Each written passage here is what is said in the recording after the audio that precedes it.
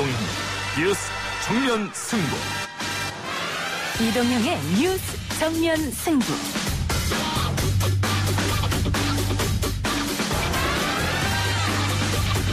청취자 여러분 안녕하십니까. 이동형입니다. 21대 국회 개원을 앞두고 초선 의원들의 몸값이 오르고 있습니다. 내일로 예정된 더불어민주당의 원내대표 선거에서도 초선 표심이 관심사라고 하죠. 여의도 정치는 뿌리는 말라 죽어가는데 꽃만 화려한 그런 이제 모습과 똑같습니다. 여의도에서 자기들끼리 싸웁니다. 우리 국회가 머리 좋고 똑똑한 사람, 공부 잘하는 사람이 없어서 문제겠습니까? 코로나19를 극복한 사상 최고의 투표율로 당선된 초선들. 여의도의 꽃이 아니라 토양을 바꿀 수 있을까요? 성북구청장, 청와대 민정비서관을 지낸 김영배 21대 국회 당선자 연결해서 이야기 들어보겠습니다. 지금 대구의 코로나19 상황은 전국적인 상황과는 달리 안심하고 생활 방역으로 전환할 수 없습니다.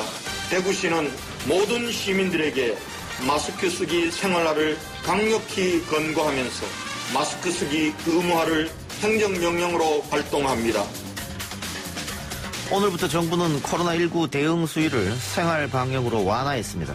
각급 학교의 등교 일정도 발표가 되었죠. 그런데 대구는 아직 안심할 수 없다고 합니다. 관련 기사의 댓글이나 여론은 뜨겁습니다. 마스크 의무화에 대한 불만도 많은데요. 잠시 후 기자 언박싱 코너와 대구 의료인연대 관계자 연결해서 자세한 이야기 들어보겠습니다. 정작 코로나19 대응이 엄격해야 할 미국은 갈수록 첩첩산중입니다. 중국만 바라보는 트럼프 행정부를 향해 노벨 경제학상 수상자인 폴 크루그먼 교수가 정면으로 쓴소리를 했는데요. 관련 이야기 미국 현지에 있는 박병률 경제전문기자 연결해서 들어보겠습니다. 또 4부에서는 황교익 칼럼니스트 강용주 가정의학과 전문의 두 분과 함께 재난긴급지원금 맛있고 재미있고 슬기롭게 쓰는 방법도 알려드리겠습니다. 5월 6일 수요일 이동민의 뉴스 정면 승부 시작합니다.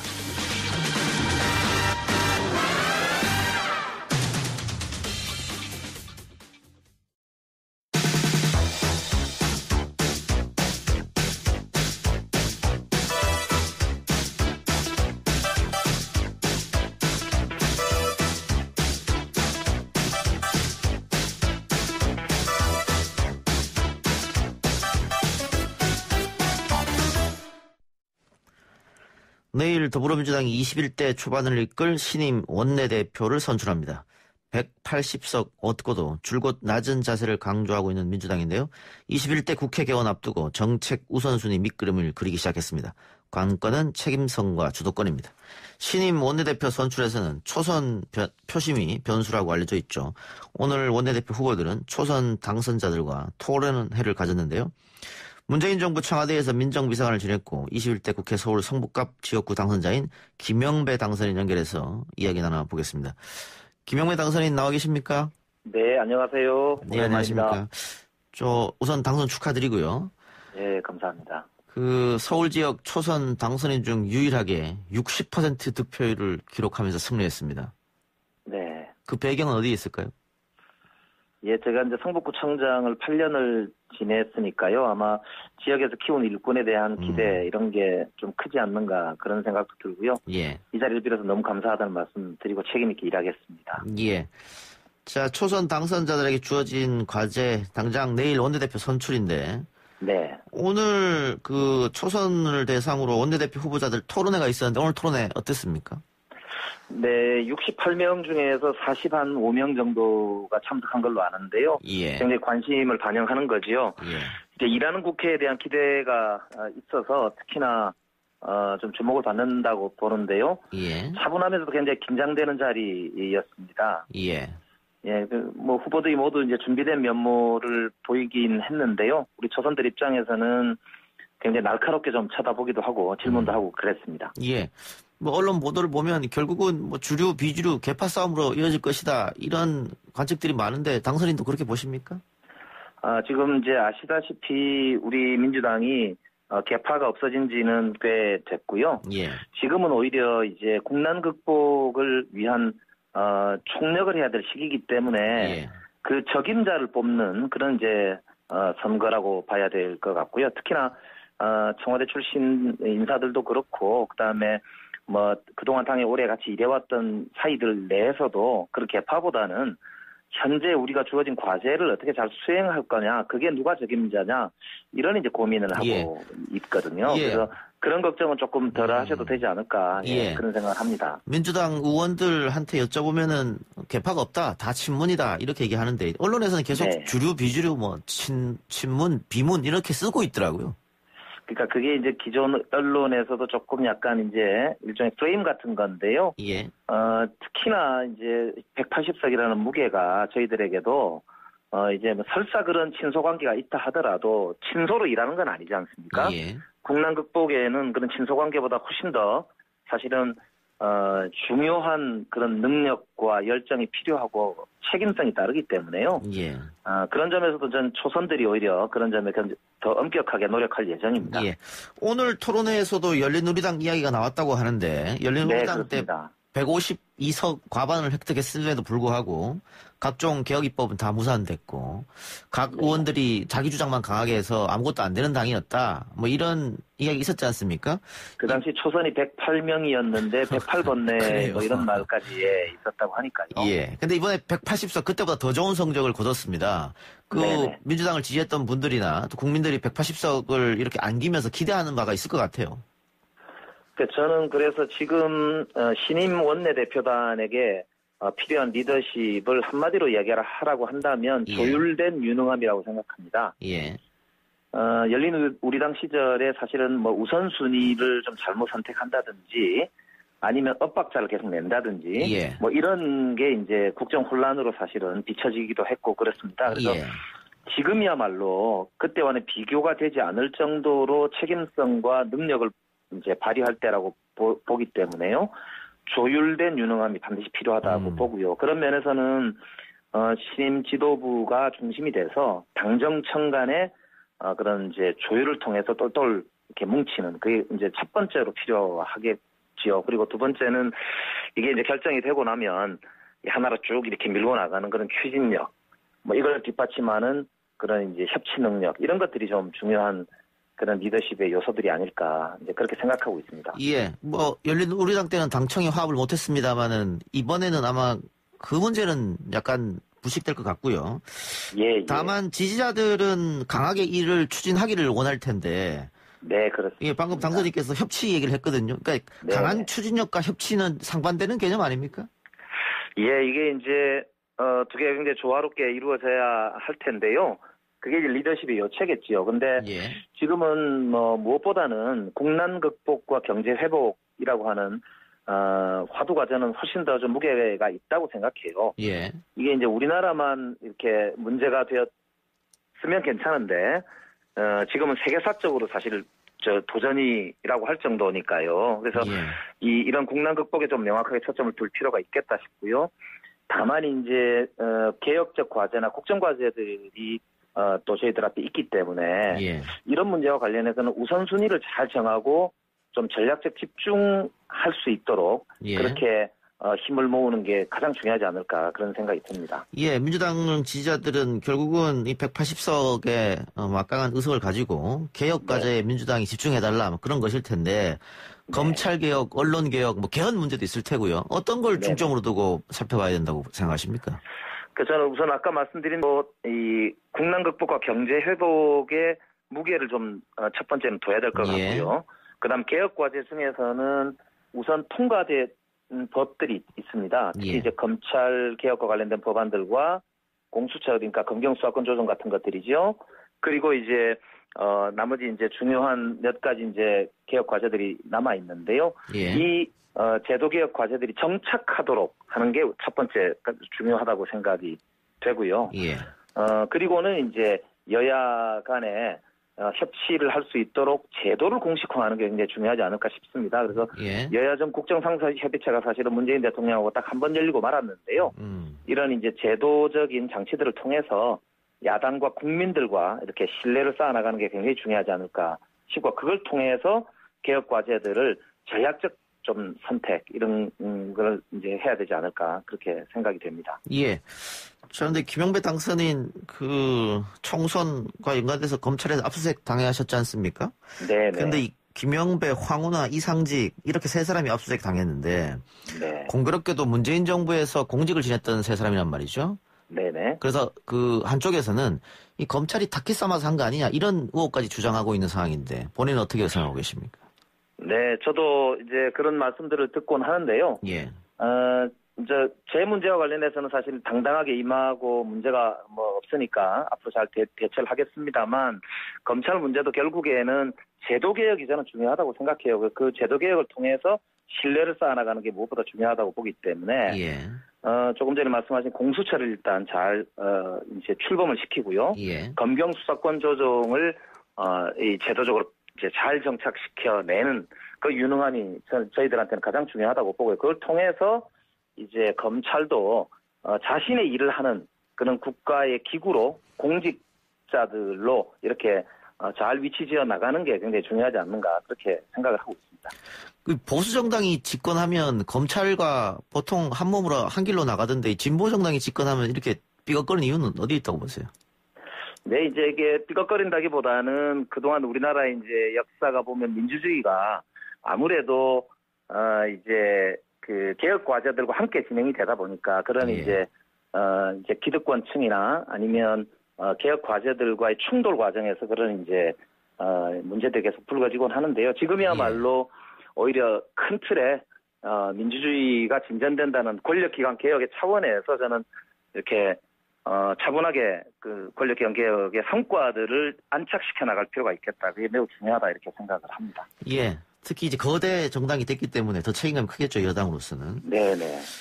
아까 말씀하신 공수처, 이 공수처장은 어떤 인물이 돼야 된다고 판단하고 계십니까? 예, 우선은 공수처장이 이제 인사청문회 대상인데요. 우선 6월 국회가 열리게 되면 인사청문회법과 국회법이 빨리 통과가 돼야, 예. 즉 공수처법에서는 이 공수처장을 두도록 되어 있는데 인사청문회법에서 인사청문회 대상으로 그걸 확정을 지어줘야 예. 인사청문회가 실제로 열리게 되거든요. 그렇기 때문에 여야 합의로 빨리 인사청문회법과 국회법을 통과시켜야 될 것 같고요. 그 합의할 때 저는 국민적 신뢰를 받는 그런 이제 분을 초대이기 때문에 특히나 임명하는 게 매우 중요하지 않을까 그렇게 생각하고 있습니다. 예. 이 야당의 반대가 있으면 또 임명이 어려우니까 이 문제도 야당과 또 협조를 해야겠죠. 그렇습니다. 이제 그 야당이 두 분을 추천하도록 되어 있고 7명 중에 6명이 동의하도록 되어 있으니까요. 예. 야당과의 그런 이제 협상이 불가피하기 때문에 이 문제는 결국 국민적 눈높이가 중요하지 않을까 그렇게 생각합니다. 예. 오늘 그 민주당 초선 토론회에서 정성호 후보가 초선 의원들이 주눅 들면 안 된다 이런 얘기를 했다고 하는데. 네네. 그 미래통합당 초선들이 나와가지고 재선 3선 의원들 앞에서 인사하고 선배님들 잘 봐주십시오 절하고 이런 모습이 약간 논란이 됐습니다. 왜냐하면 이게 국회의원은 개개인이 걸어다니는 입법기관이고 국민한테 권한을 부여받은 사람들인데 네네. 초선인이 마치 중진들한테 고개 숙이는 모습처럼 비춰져서 좀 논란이 있었는데 민주당은 어떻습니까? 예, 우리 초선이 68명인데요. 예. 질서 있으면서도 저는 시민의 목소리를 대변하는 데는 가감이 없어야 된다고 봅니다. 특히 예. 여의도 정치라는 말에서 이제 풍기는 말이 정치를 자기들끼리 한다 그런 거잖아요. 예. 그러니까 정말 여의도에 갇힌 정치가 아니고 시민들의 눈높이, 시민들의 그런 열망을 국회 안으로 받아들이는데 인색해서는 안 된다고 생각을 합니다. 예. 이제 다만 아까 말씀드린 대로 현재 국난 극복이라고 하는 아주 무거운 막중한 과제를 가지고 있는 만큼 그런 면에서는 그만큼의 또 책임성을 우리가 잊어버려서는 안 되기 때문에요. 그게 굉장히 조화롭게 좀 고민을 해봐야 되지 않을까 싶네요. 예. 원내대표 후보 3명 모두 초선들에게 상임위 우선 배정권을 주겠다 이렇게 약속했는데 당선인은 어디를 생각하고 계십니까? 예, 저는 우선 제가 좀 해오던 과제 그리고 잘할 수 있는 일 이렇게 생각해서 행한 일을 가려고 생각하고요. 예. 자치분권과 균형발전 그리고 협치 이런 거의 제도화 구조화 이런 데 굉장히 힘쓰고 싶습니다. 예. 그리고 언론 인터뷰를 보니까 당선인은 국회에 들어가면 국민투표법, 국회의원 소환제, 국민발언제 이것을 맞습니다. 제일 먼저 하겠다고 말씀하셨는데 네네. 이거 국회의원 소환제나 국민발언제나 다 현재 기득권을 갖고 있는 국회의원들은 좀 싫어할 법이잖아요. 동료들이 이게 오케이 해주겠습니까? 예, 지금 이제 우리 동료 의원들 중에서도 동의하는 분들도 꽤 계시거든요. 예. 그래서 이 문제는 결국 저는 이제 우리가 스스로 자신의 기득권을 내려놓되 국민들의 권리를 신장시키려고 하는 예. 그런 방향으로 국민들과 뜻이 맞다면 저는 충분히 저는 실현 가능하다고 생각하고 있습니다. 차분하게 예. 토론하고 국민들 잘 이렇게 설득하도록 하겠습니다. 예. 자, 21대 국회에 들어가시면 이제 앞으로 어떤 일을 하실지 포부 한마디 듣고 마치겠습니다. 예, 저는 국회가 이제 여의도 정치에 갇히지 말고 시민과 토론해야 한다고 생각합니다. 시민과 토론하는 국회, 그런 정치를 하고 싶습니다. 우리 앞으로 많이 지켜봐 주시고 응원해 주셨으면 좋겠습니다. 예, 오늘 인터뷰 고맙습니다. 아이고, 고맙습니다. 예. 지금까지 서울 성북갑 지역구 당선자인 더불어민주당 김영배 당선인이었습니다. 1부 순서 마치고요. 2부 기자 언박싱 코너로 돌아옵니다.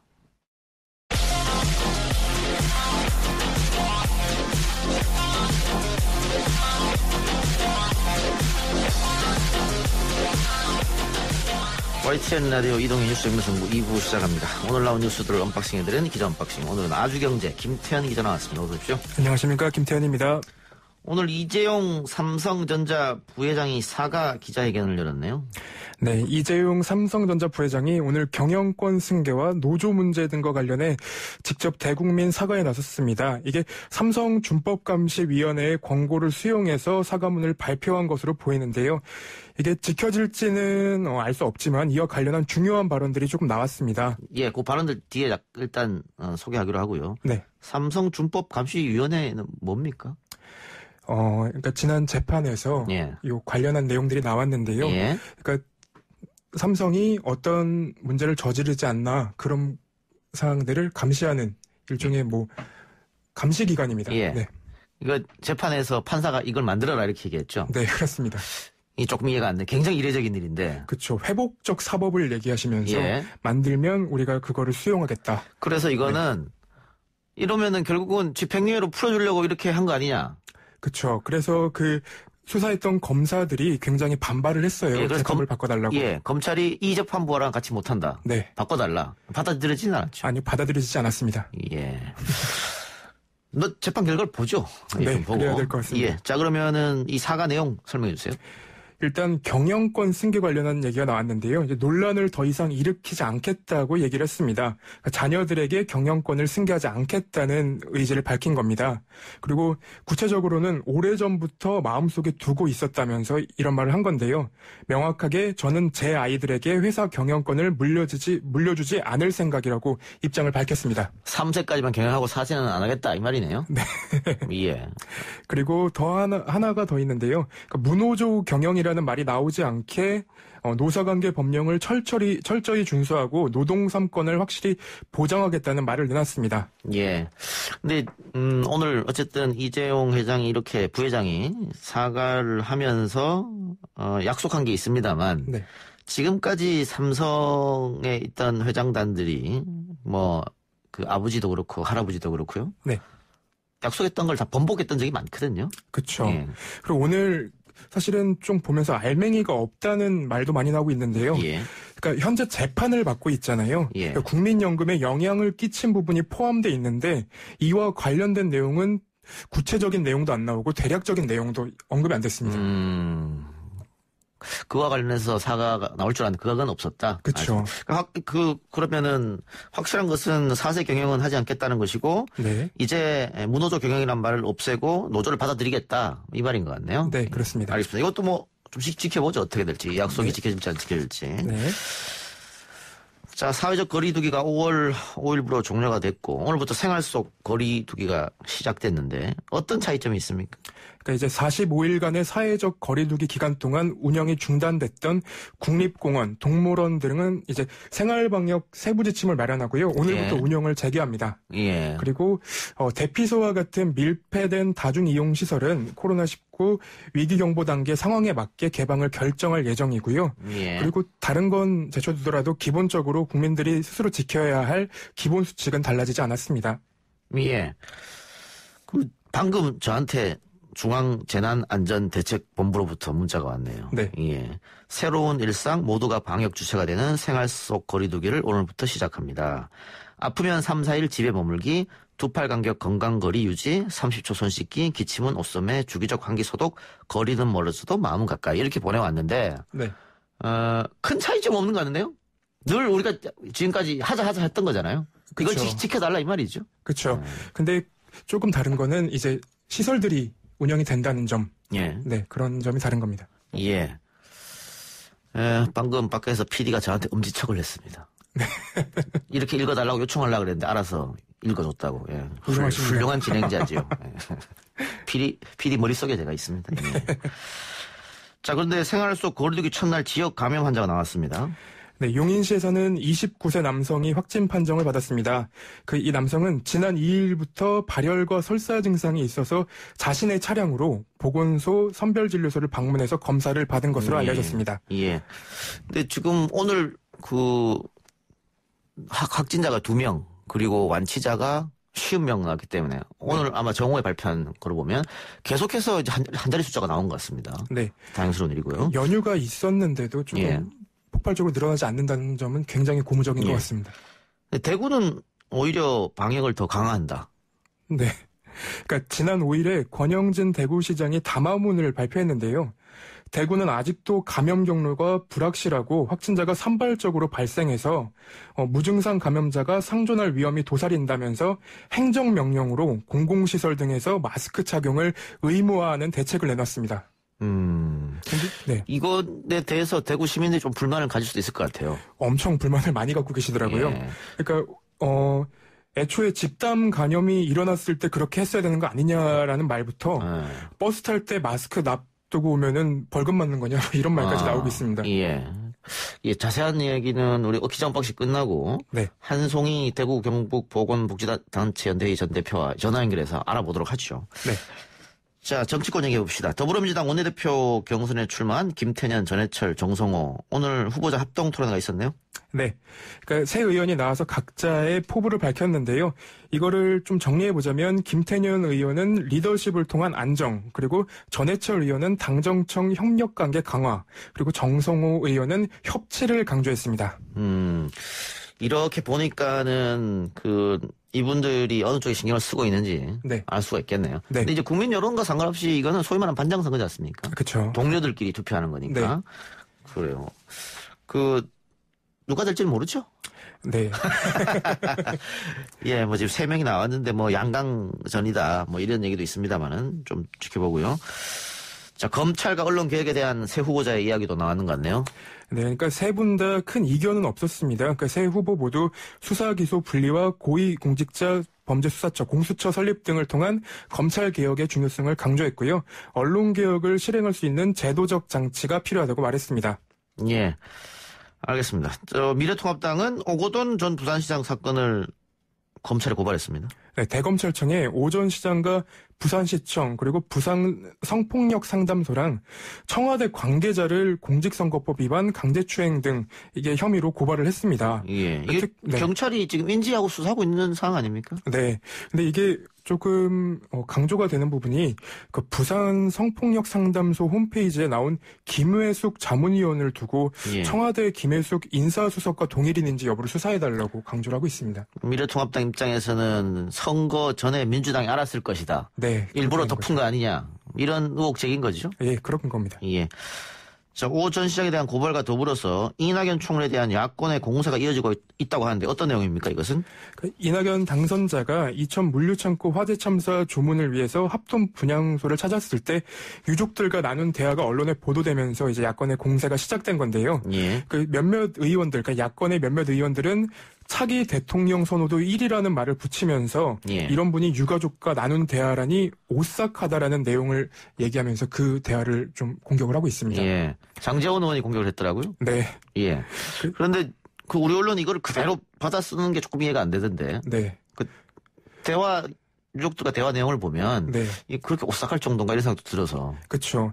대화 기사들이랑요. 몇몇 시민들이 모아놓은 워딩들을 종합을 해보니까요. 취지는 이런 취지였습니다. 그러니까 눈앞에서 빈말로 약속하고 돌아서서 외면하는 정치인이 지키지 않을 약속을, 그러니까 지키지 못할 약속을 드릴 수는 없고 나는 지금 현직 관료도 아니고 의원도 아니어서 권한이 없다. 그러니까 여러분들이 하신 말씀을 잘 전달하겠다 정도의 취지였습니다. 그러니까 내가 현직 국무총리도 아니고 또 국회의원도 아니다 보니까 당선인 신분이니까 국회에 여러분들 말씀 전달하겠다. 네. 이렇게 했는데 유족들을 무시하는 것 아니냐.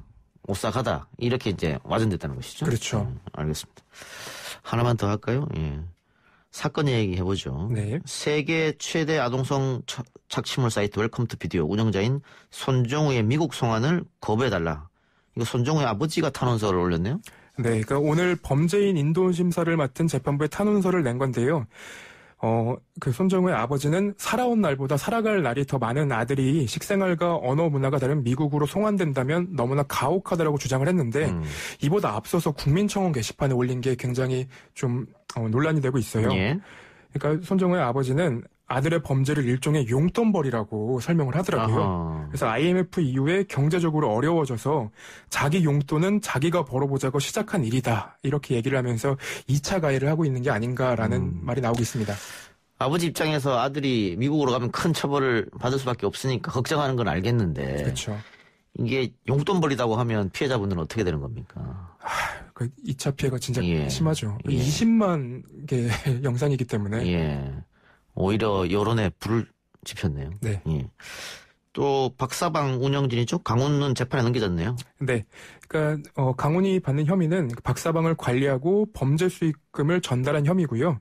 또 조주빈을 도와서 박사방 관리와 홍보, 성착취 수익금 인출 등의 역할을 담당한 것으로 알려졌습니다. 근데 오늘은 이제 범죄단체 조직죄까지는 적용이 안 됐습니다. 예. 그러니까 검찰은 여전히 수사 중인 것으로 알려졌고요. 수사 결과에 따라서 추가로 기소를 할 예정이라고 밝혔습니다. 이 강훈이 붓다라는 닉네임을 썼지 않습니까? 네. 그래서 범죄 수익금을 관리하고 전달한 혐의다 이런 건데 지금 도피 중인 각각 네. 못 잡고 있잖아요. 네. 근데 이 범죄 단체 조직죄를 구성을 하려면 지금 상태로는 좀 어려운 것 같고요. 법률적으로. 그렇죠. 갓갓을 잡아와서 갓갓이 어떤 여기에 책임이 있느냐 이거를 파봐야지만 범죄단체 조직죄를 만들 수 있을 것 같은데 지금까지 못 잡으면은 잡기가 어려운 거 아닙니까? 갓갓은? 그래도 검찰이 강력한 의지를 갖고 움직이고 있으니까요. 예. 일단은 좀 믿고 좀 지켜봐야 될 것 같습니다. 지금은. 네. 그 아직 갓갓이 누군지 특정하지도 못한 거 아니겠어요? 네. 예. 해외로 나갔을 수도 있고. 그렇죠. 예. 어쨌든 이번에 박사방 운영진들 논란을 일으켰던 다들 나이가 어리더라고. 20대 초반에. 그러니까 그 강훈이라는 친구, 그러니까 이 강훈이라는 사람도 10대예요. 만 18세고요. 아하. 네. 범죄를 일으킬 만한 뭐랄까 이런 나이가 따로 없는 거 아닌가라는 생각이 들더라고요. 태평양이라는 닉네임을 쓰는 친구는 그 중학생입니다. 아이고. 네. 답답하네요. 네. 예, 알겠습니다. 오늘 기자 언박싱은 이 정도로 마무리하죠. 지금까지 아주경제 김태현 기자였습니다. 수고했습니다.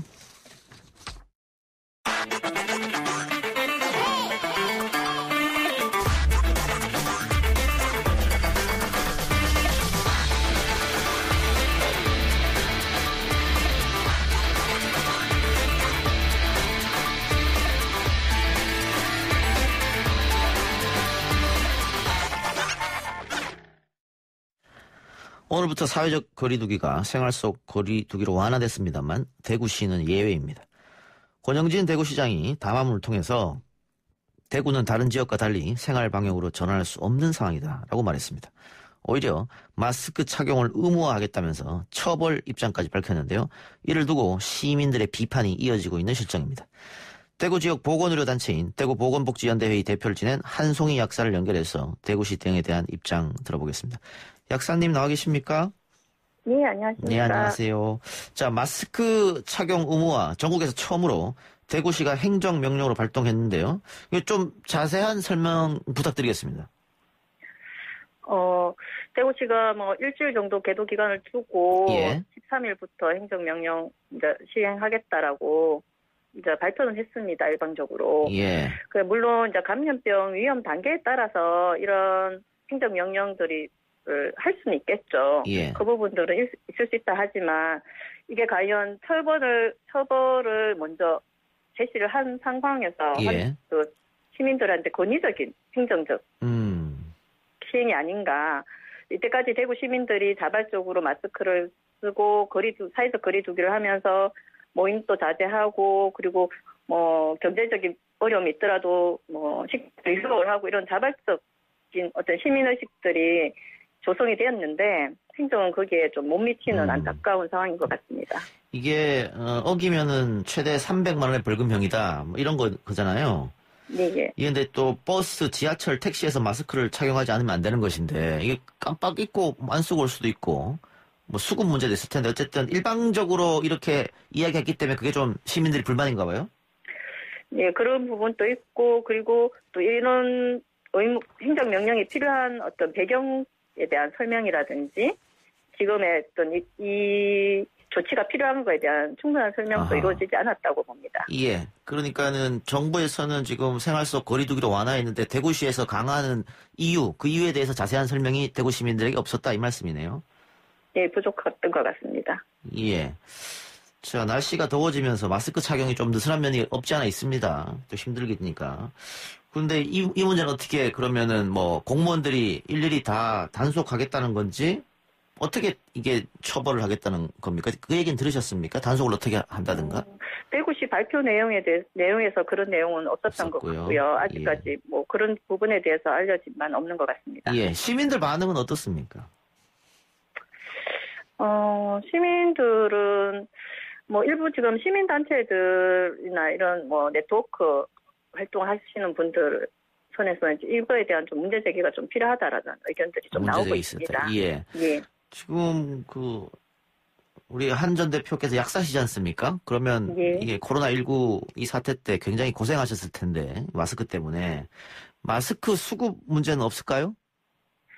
일단 지금 공적 마스크만을 보면 지금 약국에 부족하진 않습니다. 판매로 늘어나고 그 구매 수량을 늘렸더라도 예. 부족하진 않은데 그러나 다만 이제 이게 의무화된다면 지금은 자율적으로 하는 상황이잖아요. 예. 그러면 대구시에 거주하고 있는 과연 내국인, 외국인 모두가 혹시 마스크를 살 수 있는 여건이 되는지에 예. 대한 검토가 되었는지 그리고 혹시나 뭐 의무화한다면 차라리 대구시가 무료 지급을 할 거에 대한 검토나 이런 것도 예. 필요하지 않을까 예. 생각도 해봤습니다. 근데 초기에 이런 조치를 취하지 않고 지금 이유도 못 들으셨다고 하셨죠? 네, 예. 지금 오늘 코로나 극복 화상회의가 있었다고 합니다. 예. 거기에서 대구시가 이제 뭐 그 방역 수위를 정하는 거나 이제 이런 행정명령 관련해서 설문조사를 했다는 설문조사 결과를 제시를 했거든요. 예. 했는데 뭐 물론 이게 이제 설문조사라는 게 대상이나 그리고 또 설문지 문항에 따라 답변의 방향이 조금 틀어지는 부분도 있을 수 있는데 일단 그 결과에 대한 분석 항목을 보면은 대구시 방역 대책 강도에 대한 질문이 있었습니다. 예. 거기 보면은 이제 정부 방침보다 강하게 해야 된다라는 방침은 49.1%이고요. 예. 근데 정부 방침 수준이다라는 게 46.7%라고 하면서 이제 조금 더 높게 나타났다라고 일단은 문서를 작성했는데 실제로 보면 그 그래프 안에는 정부 방침보다도 완화해야 된다. 그리고 훨씬 완화해야 된다는 것까지 합해서 본다면 정부 방침 수준이나 완화해야 된다는 게 50.5%예요. 예. 그럼 이거 과연 이게 뭐 수치가 큰 차이는 없긴 하지만 일단은 의도를 가지고 어떤 방향성을 가지고 혹시나 진행된 건 아닌가 이런 의구심도 듭니다. 예. 뭐 합리적 의심이라고 볼 수 있겠네요. 알겠습니다. 근데 이번 조치로 어쨌든 대구 시민들의 불만이 좀 있다고 하셨는데 최근 권영진 시장이 뭐 내외신 가리지 않고 인터뷰하면서 방역 한류 출발지는 대구다. 뭐 이렇게 얘기하고 있지 않습니까? 예. 그 부분에 대해서 시민들 반응은 어떻습니까? 최근에 뭐 일부 경제지나 이런 데서 그런 내용들이 많이 실리고 있더라고요. 예. 근데 이게 실제로 대구시의 어떤 자랑으로 판단하기는 좀 어려울 것 같습니다. 대구시가 실제로 이 부분을 잘 대처했는지에 대한 부분이 평가가 이루어져야 되는데 그런 평가가 이루어지지 않고 있고요. 예. 그리고 2월 달에 그때 이제 대구시는 어떻게 밝혔냐면 심각 수준 단계까지 가더라도 대응할 수 있는 상황을 만들었다라고 준비되었다라고 얘기했지만 실제로 여러 가지 문제점이 있었어요. 예. 확진자가 입원할 수 있는 음악 병상도 10병상밖에 없었고 공공기관에 그리고 예를 들어서 대구시에 있는 공공의료기관이 한 개 대구시 의료원이 있는데 정작 대구시 의료원은 그 코로나19를 진단할 수 있는 기관으로 승인도 못 받았어요. 예. 뭐 이런 부분이나 여러 가지 부분에서 부족한 부분이 많았는데 그에 대한 어떤 반성과 이런 부분이 이루어지지 않고 단순히 잘했다 결과만을 가지고 예. 자기 덕이다 뭐 이렇게 하는 거 아닐까 하는 그런 생각도 듭니다. 그러니까 뭐 이 코로나 사태에서 대구 시민들 또 자원봉사자들 의료진들 다들 애쓰셨지 않습니까? 네. 그런데 지금 결과적으로 지자체 자랑만 하는 게 아니냐 이런 비판이 있을 수 있다는 것이죠. 네. 예. 그리고 그 대구시가 코로나19 확산 이후에 범시민 대책위원회를 발족한다라고 했는데 네. 이게 지금 어떤 논의를 하고 있는지 파악하신 내용이 있습니까? 제가 직접적으로 참여하지 않지만 그게 참여하시는 분들의 전원에 따르면 예. 대구시가 잘했다, 시장이 잘했다, 시장이 잘했다. 건비어 첨가를 본다라고 전하기도 하더라고요. 아, 건비어 첨가만 불렀다 회의에서. 네, 그런 말씀도 있습니다. 예, 네. 답답하네요. 그 약사님은 그 시가 지금 어떤 거를 먼저 제일 먼저 해야 된다고 생각하세요? 일단은 지금 상황에 대한 평가, 향후 지금 전문가들이 2차 유행도 계속 예고를 하고 있지 않습니까? 그렇죠, 예. 그렇지만 백신이나 이런 치료제는 그 전에는 뭐 될지 안 될지 아직 불확실한 상황이고요. 예. 그러면 거기에 대한 대비책이 더 중요하다고 생각되고, 그리고 현재 코로나19로 통해서 대구 시민들의 어려움에 대한 어떤 대처들. 예. 실제로 대구시가 지급하는 긴급 생계자금 지급 문제도 굉장히 논란이 많았잖아요. 예. 뭐 지급 시기를 그때 총선 시기 이후에 하겠다라든지, 그리고 뭐 그 지급 대상자의 보험료 기준이라든지, 그리고 검증하는 전산 시스템이 문제가 있었던 것도 엄폐된 상태로 며칠을 지나가고도 하고, 여러 가지 그 이후에 지금 시민들의 어려움을 보듬을 줄 수 있는 대구시의 대응도 많이 부족하고요. 예. 예. 그리고 방역이나 의료 분야에서의 어떤 향후 어떻게 하겠다라는 그런 논의도 좀 부족한 것 같습니다. 제가 그 동성로의 텅 빈 거리를 보면서 조금 마음이 많이 아팠는데 지금 어떻습니까? 다시 문을 열고 사람들도 왕래가 좀 많이 되고 있습니까? 일단은 이제 뭐 식당이나 커피숍이나 이런 거리에 사람들은 조금 늘고는 있습니다. 일단은 확진자 수도 좀 확실히 줄고 하니까. 그래서 뭐 보면 이제 마스크를 이제 뭐 실내 공간 안에서도 끼고 있는 분들도 있고, 뭐 음식을 먹다 보면 이제 벗어야 되는 분들도 있고. 일단은 약간의 사회적 활동은 조금씩은 되게 되고 있는 것 같습니다. 예. 소상공인들 조금 형편이 나아졌다고 볼 수도 있겠나요? 아직은 부족할 것 같습니다. 예, 전 국민 지원금이 이제 다 지급되면은 그분들이 또 돈을 조금 쓰시면 좀 나아지지 않을까 그런 생각도 드네요. 예, 코로나19 확산 과정에서 아까 약사님의 말씀처럼 대구시가 전문 역학조사관이 한 명밖에 없었고 병상도 부족했고 뭐 예산 문제를 들기도 하고 했습니다. 공공의료 확충 측면에서 어떤 준비가 필요하다고 보시는지요? 마지막으로 한 말씀 부탁드리겠습니다. 일단은 저희 이제 지역 단체들이 지자체 선거 때마다 이제 대구시에 요청했던 거는 보건국 신설을 요구했었습니다. 지금 대구시 같은 경우는 보건복지가 같은 한국에 있고 보건은 한 과로 되어 있습니다. 그래서 과에서 할 수 있는 어떤 의사결정이나 예산 규모나 보건국과는 좀 많이 다르고요. 실제로 우리나라에 이제 많은 광역 단체들의 지자체들이 보건국을 가지고 있는 지자체도 많이 있고요. 그리고 실제로 이제 그런 부분을 그리고 또 이제 공공의료기관을 확충도 좀 필요하다고 봅니다. 요번에도 이제 민간 의료 병상들을 땡겨서 실제로 했지만 실제로 그렇게 여유가 되는 병상이 항상 있을 수는 없거든요. 그래서 그런 의료기관 확충과 이제 예산 확충 등의 뭐 조금 문제가 개선이 돼야 될 것 같고요. 그리고 마지막으로 이런 코로나 관련해서 지금 이 역량이 보건복지뿐만 아니라 뭐 교육, 환경, 여성, 인권 다양한 분야에 연결돼서 영향을 주고 있다는 것들 다들 아시잖아요. 그런 부분에 대한 대응도 좀 많이 고쳐줬으면 좋겠습니다. 알겠습니다. 약사님 오늘 인터뷰 고맙습니다. 네, 수고하십시오. 네, 지금까지 대구 보건복지연대의 대표를 지낸 한송희 약사였습니다. YTN 라디오 신규 앱 설치 이벤트 계속되고 있습니다. 5월 11일까지고요. 선물은 일괄 그 이후에 보내드린다고 합니다. 앱 새롭게 설치해 주시고요. 인증샷 유료 문자 샵 0945번 우물정 0945번으로 방송 중에 보내주시면 저희가 선별해서 선물 드리도록 하겠습니다. 저는 6시 뉴스 듣고 3부로 돌아옵니다.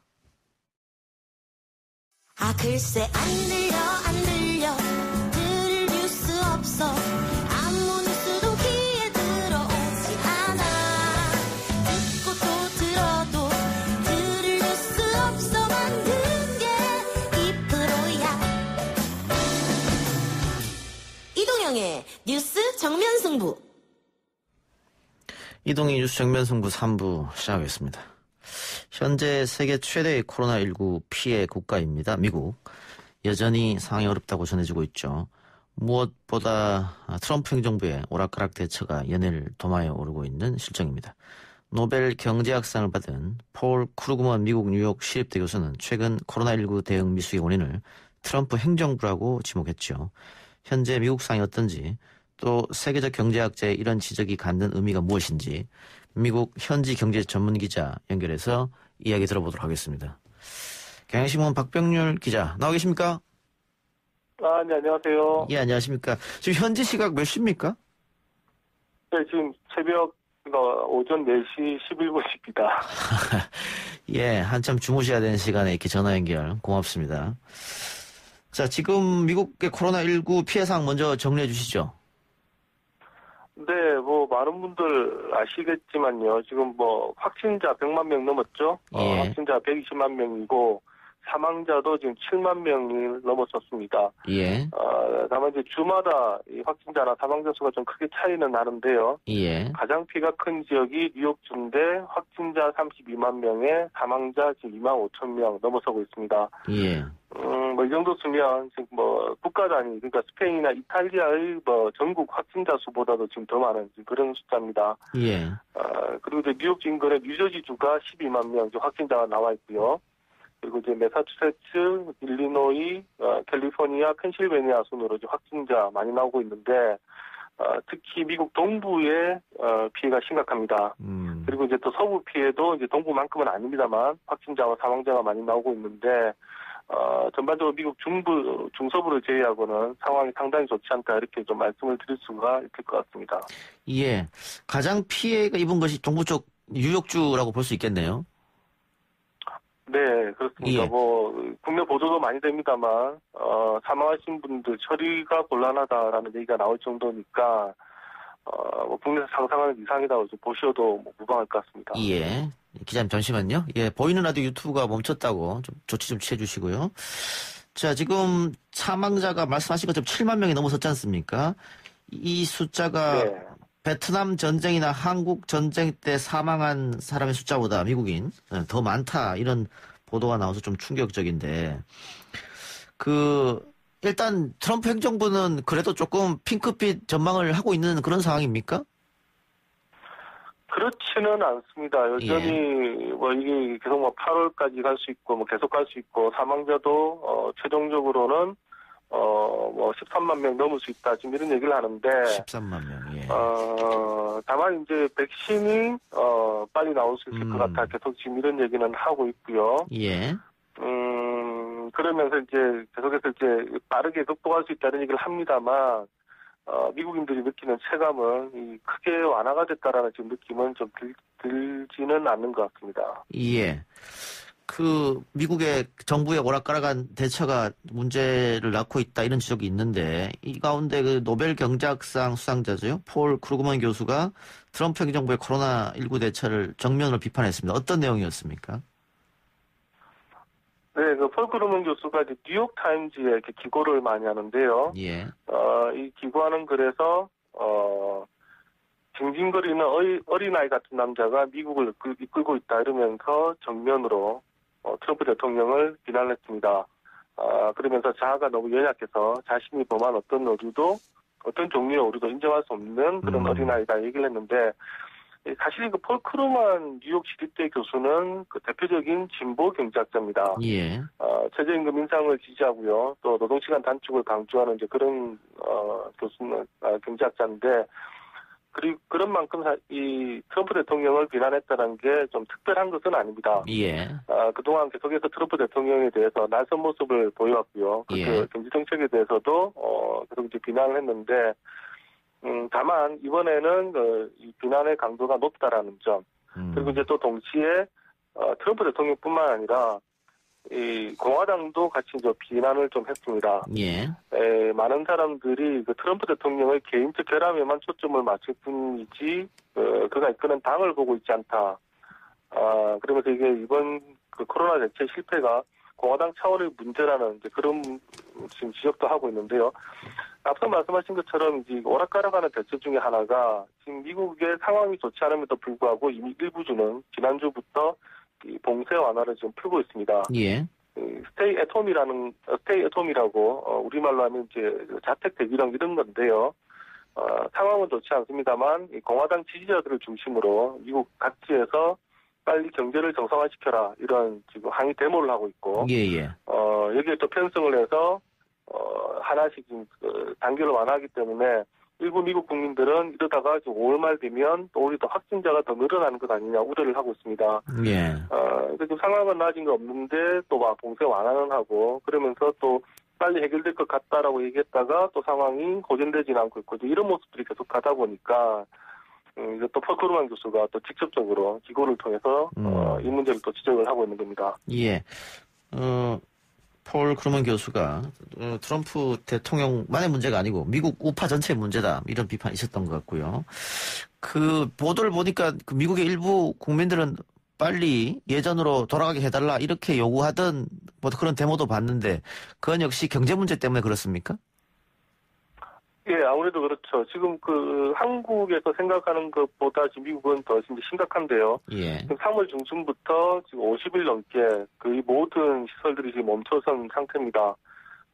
식당은 뭐 알할 것도 없고요. 식당, 카페, 그리고 뭐 학교, 도서관 모두 다 문을 닫았고 오직 이제 문 연 곳은 대형 할인마트 같은 식료품점만 이제 문을 열고 있습니다. 예. 그러다 보니까 이제 이런 피로감들이 커져가고 또 경제적으로도 아무래도 이제 실업이 늘고 이러다 보니까 여기서 지친 사람들이 이럴 바에야 이제 차라리 문을 열자. 예. 스테이홈을 좀 철회해달라 지금 이런 요구를 하고 있습니다. 예. 근데 이제 주로 이제 이런 요구를 하는 쪽이 공화당 지지자들을 중심으로 하고 있고요. 또 트럼프 대통령이 이제 이들을 지지하는 그런 발언을 하면서 미국 내에서는 약간의 이제 국론 분열의 이제 그런 모습도 지금 보이고 있습니다.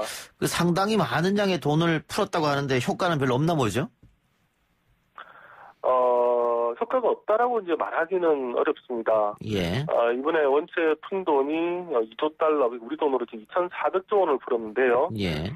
미국 성인들에게 좀 1인당 1,200달러, 최고 1,200달러를 받는데 우리 돈으로 약 한 40만 원, 50만 원에 달하는 돈입니다. 예. 적지 않은 돈은 이제 풀었습니다만 원체 지금 이제 실업이 이제 늘어나다 보니까 사람들이 시간이 갈수록 아무래도 생활에 이제 힘들어지는 이제 그런 부분들이 나오기 시작을 하고요. 그리고 또 여러 가지 이제 공급 체인망들이 이제 무너지면서 물가도 오르고 있고, 미국에서는 지금 이제 소위 말하는 고기들, 그러니까 소고기나 돼지고기, 그리고 이제 닭고기 공급도 지금 끊기고 있는 상황입니다. 그러다 보니까 일반 미국인들이 겪는 그런 이제 생활적인 부분에서 불만들이 점점 커져가고 있는 것은 확실한 것 같습니다. 예. 이런 와중에 트럼프 행정부는 그 이번 코로나19의 책임을 중국에게 있다. 중국에서 맨 처음에 이 병이 왔다. 이렇게 주장하고 있고, 그 미국 국립알레르기 전염병 연구소 수장은 아니다. 이런 얘기도 하고 있는데, 그 미 행정부가 그 코로나19 대처보다 어디에 책임이 있느냐. 이걸 자꾸 얘기하는 이유는 어디에 있습니까? 정치적인 겁니까? 네, 아무래도 많은 사람들이 정치적인 의미로 많이 해석을 하는 것 같습니다. 예. 이 일종의 이제 코로나 책임론에서 벗어나기 위한 전략 아니냐 이렇게 보는데요. 예. 중국에서 코로나가 유입됐다는 것을 강조를 하면 아무래도 내부 불만을 외부로 돌릴 수 있는 여지가 생깁니다. 트럼프 대통령은 여기서 더 나아가서 이를 가지고 또 중국과의 또 다른 무역 전쟁을 벌일 수도 있다라는 내용을 지금 계속해서 지금 시사를 하고 있는데요. 예. 아무래도 이제 국내가 혼란스러울수록 해외랑 어떤 대결 구도를 만들어야 되니까 그런 식으로 가져가는 것 아니냐 이런 의심을 특히 민주당 중심으로 많이 좀 제기를 하고 있습니다. 또 전문가들 입장에서는 사실 그 특정 국가에서 이런 전염병이 시작이 됐다. 이것을 이제 과학적으로 증명을 해야만 말할 수 있는 부분인데 이거 대통령이 너무 이제 빨리 나섰다 말하는 부분에 대해서 우려하는 그런 시각입니다. 예. 알겠습니다. 또 코로나19 이후로 이른바 언택트 시대를 언급하는데 기본소득에 대한 이야기입니다. 일단 우리나라에서는 경기도에서 처음에 전면적으로 시행했습니다. 기본 재난 소득이라고 하긴 못하고요. 긴급 구호 자금이죠. 그러면서 이제 이게 우리 정부까지 번져서 전 국민에게 지급하는 걸로 결정이 났는데 어쨌든 경기도는 지금 효과를 보고 있다라는 분석이 나오고 있거든요. 그 미국은 어떻습니까? 이에 대한 이야기가 서서히 나오고 있습니까? 사실 미국에서는 기본소득은 얘기는 잘 안 나오고 있죠. 이건 기본소득은 유럽 쪽에서 먼저 나왔던 얘기입니다만 하지만 이번에도 보셨던 것처럼 미국도 위기 상황이 벌어지면 돈 쓰는 데는 전혀 끓이지 않는 그런 나라입니다. 이번 이제 미국이 지급한 이런 이제 재난 소득의 경우도 고소득자는 이제 제외를 하고 이제 뿌린 겁니다만, 하지만 이제 아주 이제 광범위하게 돈을 뿌렸기 때문에 이런 이제 기본소득 돈이랑 또 아주 또 다르다로 또 말하기는 좀 어려운 그런 또 측면이 있긴 합니다. 다만 이번이 아주 예외적인 일이고요. 또 미국 정서상도 보편적인 어떤 그 소득의 지급, 보전 이런 부분은 어렵기 때문에 적어도 미국에서 기본소득까지는 가기는 아직은 조금 이르지 않나 이런 생각입니다. 그럼 미국에서 지금 가장 큰 문제라고 여기는 것은 결국 실업이라고 보면 되겠네요. 뭐 우리나라도 그렇습니다만 지금 미국이 아까 말씀드린 것처럼 거의 모든 업종들이 지금 멈춰서 있기 때문에 실업이 지금 상상 이상으로 늘어나고 있습니다. 국내에서도 보도가 많이 됐습니다만 3월 말에 미국에서 실업수당 청구 보면 통상적인 것보다 무려 지금 30배 이상 증가를 해서 아주 쇼크를 줬는데요. 통상적으로는 20만 건 정도 신규로 실업수당 청구가 들어오는데 3월 말에는 무려 680만 건까지 갔었습니다. 그러다 보니까 지금 미국 전체 실업자 수가 지금 3천만 명이 넘는 것 아니냐 이런 얘기가 나오는데요. 요거 지금 실업률로 환산을 하면 16%에 달할 것이다 이런 얘기들이 나옵니다. 지난해 미국의 실업률이 3%되었으니까 실업률이 무려 5배가량 증가를 한다 이렇게 보시면 되는 건데요. 물론 이제 미국이 실업수당도 지금 많이 주려고 하고 그리고 이제 재난소득도 지금 많이 줍니다만 이렇게 계속 가서는 아무리 미국이라도 버티기 어렵다 보니까 상당히 심각하게 미국 정부에서는 보고 있고요. 역시 이게 또 계속되면 12월에 있을 대선 그 결과를 예단하기 어렵다 보니까 가급적 빨리 지금 경제를 풀려고 하는 그런 지금 시도들이 있습니다. 뭐 코로나19 사태 이후에 확실히 세계의 경제 질서는 새롭게 재편될 것 같기도 한데 관광업 같은 거는 상당 기간 동안 타격을 받을 것 같고요. 우리 같은 경우에 수출 의도가 굉장히 높은 국가입니다만은 지금 정부에서는 한국판 뉴딜 이야기도 했고 과거와 같은 그런 경제 방식으로는 통하지 않는다 이런 얘기도 있습니다. 기자님이 봤을 때 우리 경제 앞으로 어떤 부분을 신경 써야 할까요? 뭐 현재까지는 참 어려운 일입니다만 그 미국에서 보는 한국 경제 모습은 사실 이번 코로나 사태로 이런 것도 많습니다만 얻은 것도 많은 것 같습니다. 한국에 대한 이미지가 상당히 높아진 측면도 있고요. 그리고 미국 시간으로 어제 새벽에 우리나라 프로야구 개막 경기가 ESPN을 통해서 또 보도가 되기도 했습니다. 중계가 되기도 했습니다. 이제 이런 부분들이 한국의 소위 말하는 국가적인 브랜드 이미지 많이 높이고 있기 때문에 우리로서는 이 코로나 사태가 이제 끝났을 때 이게 이제 일종의 이제 보복성 소비가 일어날 수 있다 이런 얘기들이 나오는데요. 그때 우리가 수출해야 될 그런 부분들을 좀 준비를 잘해서 대처를 빨리 하는 그런 측면이 필요할 것 같습니다. 그리고 또 하나는 이제 국내적으로는 과도한 대기업 집중을 좀 줄이고 이제 중소기업 중심으로 우리 경제를 재편을 해야 될 그런 필요성을 이번에 우리가 절실히 좀 깨달은 것 같은데요. 그동안 뭐 마스크라든가 그리고 우리가 생각하지 않았던 그런 이제 많은 부분들이 수익성이 떨어진다라는 이유로 정부 지원에서도 밀리고 계속 대기업 중심으로 국가를 키워왔습니다만 또 위기 상황에서는 결국 제대로 대처할 수 있는 것들이 중소기업이더라라는 것들이 어느 정도 좀 증명이 됐기 때문에 반드시 우리가 필수적으로 가져야 될 제조 부분 이런 부분들은 정부가 지원을 해서라도 좀 살려나가는 게 또 필요하지 않을까 이런 생각도 좀 들고요. 예. 그리고 이제 또 하나는 우리가 지금 강한 부분이 IT라든가 이제 이런 부분인데 아마 이번 코로나 사태가 끝나고 나면 이제 본격적으로 언택트 시대가 열리지 않을까 이런 좀 전망이 가능할 것 같습니다. 미국만 하더라도 지금 줌을 통해서 원격 강의가 엄청나게 지금 빠르게 확산이 되고 있고요. 예. 그리고 그동안은 이제 배달 시장이 되게 약했는데 앱을 통한 배달 시장도 상당히 지금 빠르게 지금 전환이 되고 있습니다. 예. 이러한 변화들이 코로나 사태가 끝나면 급속도로 올 거기 때문에 우리의 강점들 잘 살려서 준비를 한다면 우리에게 또 새로운 어떤 기회가 되지 않을까 좀 그런 기대를 해봅니다. 알겠습니다. 그 기자님 중간 이야기처럼 우리 프로야구 경기가 ESPN을 통해서 미 전역에 생중계됐는데 오늘 어떻게 화제가 좀 됐습니까? 네, 보시면 ESPN 같은 경우는 우리나라의 그 배트플립, 그러니까 이제 우리가 빠ದಂ이라는 얘기를 하죠. 예. 예, 그걸로 분석한 장문의 기사도 보냈고요. 아하. 특히 한국에 관심이 많은 미국인들, 그리고 또 야구를 좋아하는 미국인들 사이에서는 야, 니네들 KBO 야구 잘 봤다 이런 얘기를 좀 많이 들었습니다. 그랬습니까? 예, 알겠습니다. 기자님 오늘 그 현지의 새벽 시간인데 인터뷰에서 고맙습니다. 네, 감사합니다. 예, 지금까지 경향신문 박병률 기자였습니다. 뉴스 신동 이 작가와 함께하는 비포장 뉴스 해학 뉴스 정면 승부.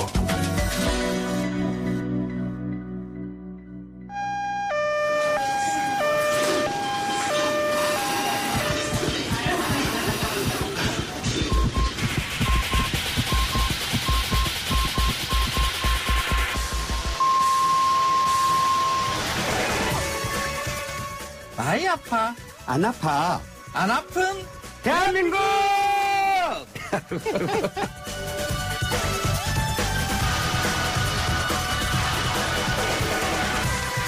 안 아픈 대한민국 맛 칼럼니스트 한교익 씨, 안아파 의원의 강용주 원장 나왔습니다. 어서 오십시오. 안녕하세요. 안녕하세요. 자, 생활 방역으로 이제 사회적 거리두기가 전환이 됐고요. 조금씩 일상으로 회복을 시작한 것 같습니다. 전 국민 대상 긴급 재난지원금 지급도 시작이 됐고 내수가 살아나야 된다 이런 말들이 많이 나오고 있고 기대도 하고 있는 상황입니다. 그래서 오늘 안 아픈 대한민국에서는 재난지원금 잘 쓰는 방법에 대해서 이야기해 봅니다. 일단 두 분은 긴급 재난지원금 어떻게 기부합니까? 저는 기부 예정으로. 기부, 예. 이게 원래 우리가 냈던 세금을 가지고 다시 예? 돌려받는 이런 환급금 비슷하다고 저는 생각을 하는데. 예. 그래도 일단 내 주머니에서 돈 나오고 나면 끝장이잖아요. 끝난 거잖아요. 내 돈 아니잖아요. 예. 국가 돈인데 그게 들어오면 꼭 공돈처럼 이렇게 느껴져요. 그래서 예. 있으나 마나 한 거니까. 세대 몇 분이죠? 4인 가족. 100만 원이네요. 100만 원 기부하겠다. 그리고 이게 합하니까 예. 또 제가 경기도 고양시에 살거든요. 그 더 많네요. 예. 그래, 요래 이렇게 그게 의외로 이렇게 금액 우리 동네만이 아니라 다른 동네들 이렇게 따져 보니까 저희 동네보다 훨씬 더 많이 받는 동네도 있고 그렇더라고요. 예. 그러니까 200만 원 가까이 받으시겠네요. 모르겠어요. 계산은 안 해봤어요. 어쨌든 기부하겠다. 예. 강 원장님은 저는 이게 지금 긴급 재난지원금이잖아요. 이것은 소비 심리가 위축돼서 경제적 타격을 입은 국민들에게 지원을 해서 경제활동을 살리기 위해서 하는 거지 않습니까? 그렇죠. 선순환 구조를 만들기 위해서. 그렇죠. 저는 그런 생각이 저는 이제 이 서울시나 이런 데에 재난지원금을 받지 않는 고소득에 해당되거든요. 예. 저 고소득 안 해요. 근데 이걸 받아서 저는 단골집들, 평소에 다니던 가게들 가서 매출을 올리고 또 그거 다 못 쓰면 미리 선결제 해놓고 또 와서 먹으면 되고 선결제. 이래서 재래시장이나 경제적으로 경기 불황인 곳에 가서 돈을 썼는데 저는 이랬으면 쓸 것 같아요. 받은 돈보다 더 쓰자. 야, 좋다. 받은 돈보다 더 쓰고. 원장님 요즘 잘 하시는 것 같아. 기부는 기부대로 또 할 건 하고. 근데 저는 이런 생각이 들어요. 기부라고 하는 건 자발적이어야 되잖아요. 그럼요. 맞습니다. 그리고 이 지금 긴급 재난지원금의 취지가 육축된 경기를 살리는 거니까 저는 이때 흥청망청 써보니 언제 써보겠어요. 그래봤자 기껏 100만 원인데. 예. 기껏 100만 원이라는 것은 지금 원장님이 지금 여유 있으니까 죄송합니다. 어쨌든 쓰겠다. 예. 근데 기부가 그러니까 여러 곳에서 이제 쓰일 수 있는데 특히 이제 고용보험 같은 그쪽으로 들어가죠. 그쪽으로 쓰이는 것들이 있으니까 그러니까 그 아예 경제의 효과에서는 그러니까 양쪽 다 기부든 펑펑 쓰든 사실 비슷하게 어려운 이웃을 돕는다는 것 같은 거 아닌가 싶어요. 지금 코로나19 사태로 가장 어려운 분들이 이제 소상공인들하고 이제 프리랜서 혹은 비정규직들이잖아요. 저 같은 사람이요. 그러니까 기부를 하게 되면 이제 비정규직이나 프리랜서들에게 도움을 줄 수 있는 것이고 돈을 쓰게 되면 소상공인한테 도움을 줄 수 있는 거고 그런 거지 않습니까? 그래서 저는 고민 끝에 저도 4인 가정에서 100만 원인데 50만 원 기부하고 50만 원 쓰기로. 그건 한 방법입니다. 괜찮죠. 괜찮죠. 처음부터 50만 원만 신청하거나 아니면 받아서 50만 원 쓰고 50만 원 안 쓰고 이렇게. 근데 지금 이 코로나19를 해서 많은 나라 특히 선진국들 중에서 무차별적인 재정 살포를 하고 있지 않습니까? 비유를 들면 헬리콥터로 돈을 뿌리는 그렇게 과하다 싶을 정도로 가차 없는 경제 살리기. 이것만이 코로나19를 극복할 수 있는 방법인 거고. 우리나라 재정 건전성은 너무너무 건전한 나라예요. 이 건전한 재정을 언제 할 거예요? 지금 써야 되는 거죠. 그래서 저는 과감하게 정부가 그거 뭐 추경 예상 몇 조가 할 게 아니고 좀 더 과감하게 했으면 좋겠다는 그럼요. 생각을 해요. 그리고 맞습니다. 지금 일단 뭐 제일 먼저 지급했던 경기도에서 이거 소상공인한테 설문조사를 해봤더니 매출 회복이 됐다 이것 때문에 라고 소상공인들이 직접 얘기를 하고 있거든요. 맞습니다. 그 결과까지 오고 있고 저 같은 경우에는 또 이 미취학 아동이 2명이 있어서 40만 원씩 80만 원을 받았어요. 또 따로. 많이 받으셨네. 이거를 소고기도 사 먹고 미장원에서 머리도 깎고 또 그 애들 학원비에도 썼거든요. 학원도 굉장히 어렵다 하더라고요. 또 한 군데 가야 돼. 아프면 참지 말고 병원도 오세요. 병원에도 쓸 수 있습니까? 그래야죠. 이렇게 계속 써야 된다. 요즘 병원 매출이 좀 많이 떨어졌어요. 그래서 그 가까운 미술학원 우리 아이들 보내는 데는 4분의 1로 학원생이 줄어서 너무 힘들다고 그러시더라고요. 맞습니다. 그래서 이렇게 좀 써서 좀 돌려야 된다. 맞습니다.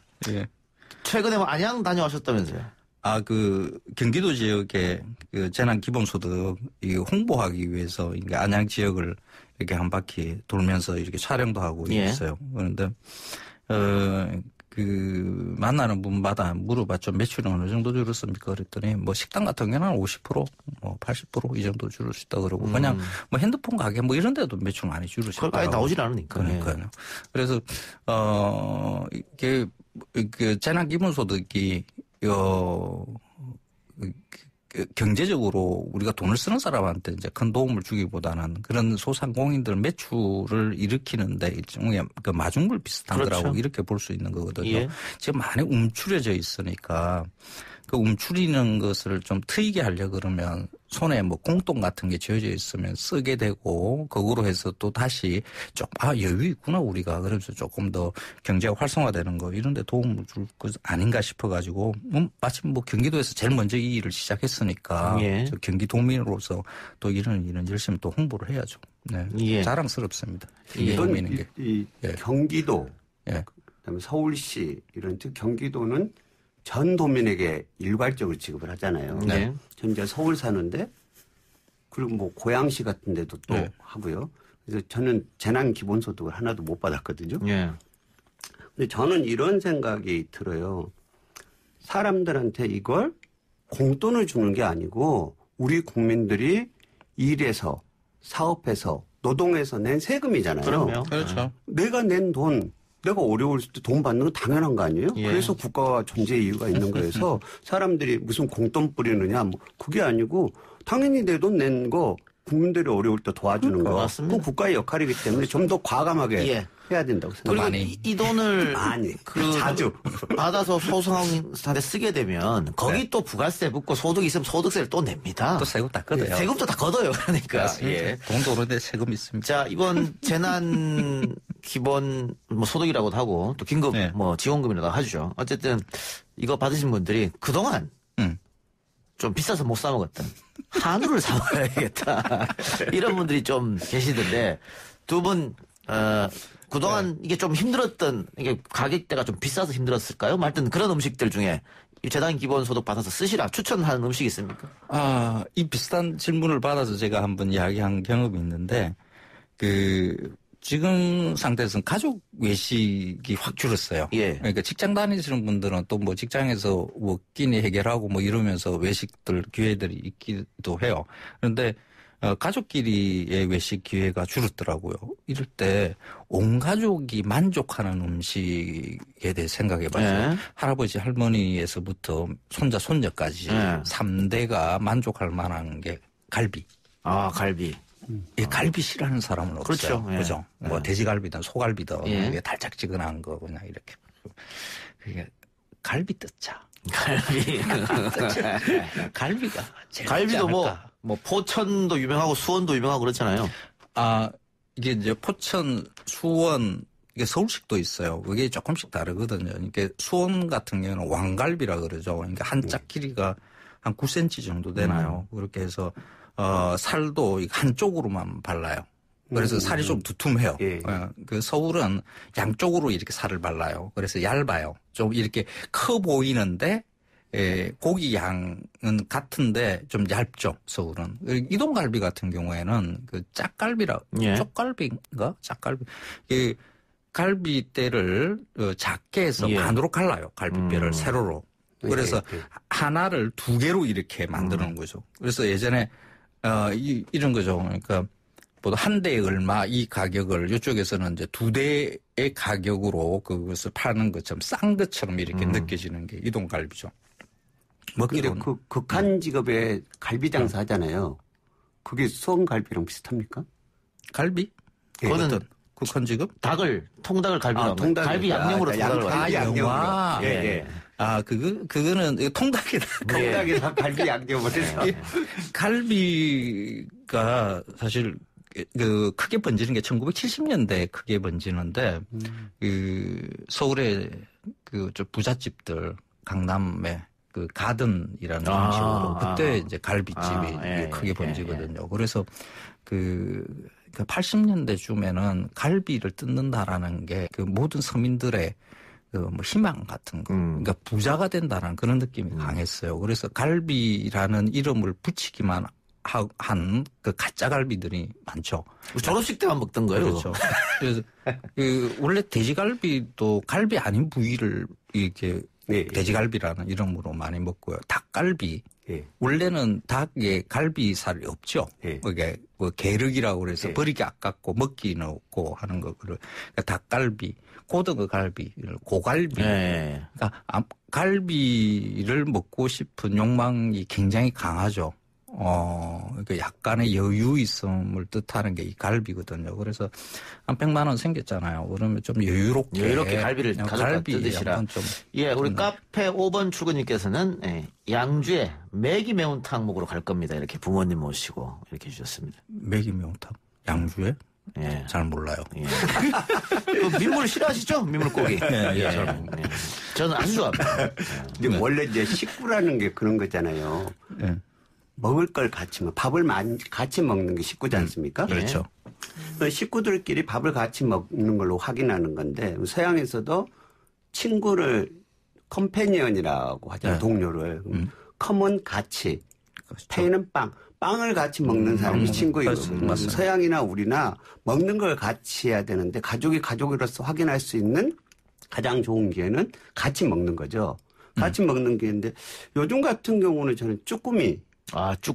쭈꾸미가 이제 제철이라고 합니까, 봄이? 그렇죠. 봄 쭈꾸미, 가을 낙지. 그러잖아요. 근데 전라도에서는 예전에 해안가에서는 그때 뻘이 많을 때 이렇게 얘기를 해요. 낙지는 먹는 낙지, 쭈꾸미는 못 먹는 낙지. 그렇게 쭈꾸미나 낙지가 흔하던 시절이었으니까 쭈꾸미는 이 겨울에는 추우니까 깊은 바다로 좀 들어가요. 예. 그러니까 봄 되면 얕은 바다로 나와서 산란을 하거든요. 예. 그래서 이 추울 때는 쭈꾸미를 잡으려면 깊은 바다로 가고 깊은 바다에 들어가면 잘 안 잡히는 거죠. 산란하면 또 애들이 깊은 바다로 슬렁슬렁슬렁 기어가요.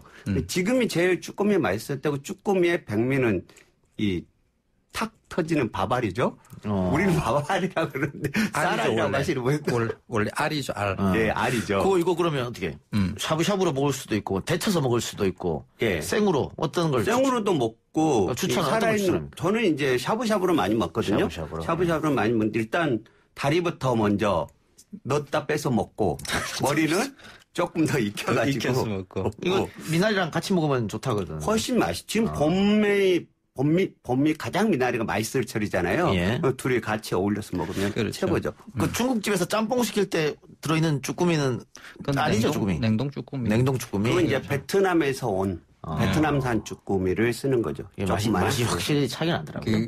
원래 이제 그 쭈꾸미는 오징어, 낙지, 문어 이런 류에서 제일 하등한 가장 맛없는 싸구려 이렇게 취급을 하는데 지금 딱 한철이죠. 그래서 지금의 쭈꾸미는 낙지보다 나아요. 그래서 다리 같은 경우는 그냥 날로 이렇게 회로 먹는 게 사실 가장 맛있죠. 예. 낙지보다 맛있는 쭈꾸미라는 게 잘 이해가 안 되시겠지만은 실제로 그래요. 맛있어요. 4월, 5월입니까 그러면? 그렇죠. 침넘. 침 넘기지 마시고요. 예. 네, 6054님, 황교익님 팬입니다. 네. 재난지원금 주변 상인들이 정말 좋아합니다. 많은 소비해야 한다고 생각해요. 저희는 2달치 식량 및 양념 사는데 다 썼습니다. 저는 경기도민입니다. 이렇게 먼저 받으신 분이 다 써버렸다고요. 예. 쓰셔야죠. 예. 써야죠. 자, 왕갈비와 쭈꾸미 얘기해 주고 또 있습니까? 가족 외식 하는 거야. 가릴 거 뭐 있습니까? 근데 그 아이들 있으면 매운 건 좀 먹기가 어렵잖아요. 그렇죠. 그러니까 매운 거 피해야 된다는 게 있는데, 가끔씩 이런 것들도 있어요. 그 아이들 입맛에 맞춰서 우리가 그 소비 행위들을 많이 해요. 예전에는 이랬습니다. 그 가족 외식을 할 때 할머니, 할아버지, 어른들이 맛있을 만한 그쵸? 음식점으로 이렇게 찾아갔었잖아요. 그런데 요즘에는 애들이 먹을 음식으로 이렇게 찾아가요. 그래서 그 음식 입맛의 대물림이라는 게 없었다. 지금 사라졌죠. 그래서 아이들 입맛에 맞추는 방식의 가족 외식이 아니라 어른들 입맛에 맞추는 가족 외식. 이게 뭐가 다르냐 그러면요. 자기 입맛에는 굉장히 어색한, 아기들 입장에서는 어색한 음식을, 할머니, 할아버지가 좋아하는 음식을 먹게 된다는 게 처음에는 힘들고 이러겠지만은 그 할머니, 할아버지가 돌아가시고 난 다음에, 어머니, 아버지가 돌아가시고 난 다음에 그 음식을 대할 때마다 그분을 추억하게 돼요. 아이들이 좋아하는 음식으로 그 음식을 계속 그러면 그 할머니, 할아버지 돌아가시면서 기억할 것도 없잖아요. 그게 그 음식의 맛은 거의 대부분이 추억이거든요.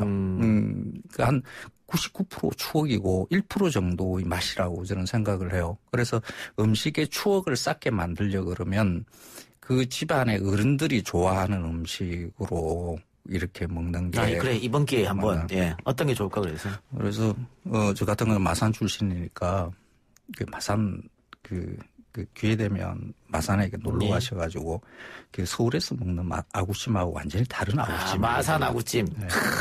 서울에서도 마산 아구찜이랑 간판은 많이 다뤄놓습니다만. 그런데 마산 안 해요. 마산식은 아구를 말려서 하거든요. 그래서 살도 뿌득뿌득하고 그 된장을 쓰니까 냄새도 약간 퀴퀴하고 단맛이 없어요. 그냥 짜고 맵고 이래요. 그래서 이걸 먹으면서 이걸 왜 먹어? 대부분 다 거북해 하거든요. 한 5번 정도 먹어야 조금, 맛을 알 것 같아. 이런 정도죠.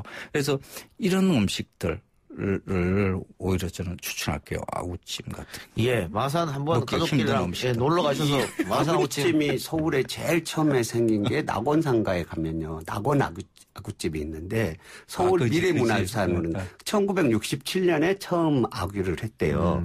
근데 67년? 네, 67년에. 마산하고 거의 같은데? 네, 그래서 그 무렵에 시작한 음식인데 서울에서 1967년에서 서울 미래유산으로 돼 있는 집이 있더라고요. 그런데 말씀하신 것처럼 이 아귀찜은 마산아귀하고 우리 전라도 사람은 군산아귀를 얘기하죠.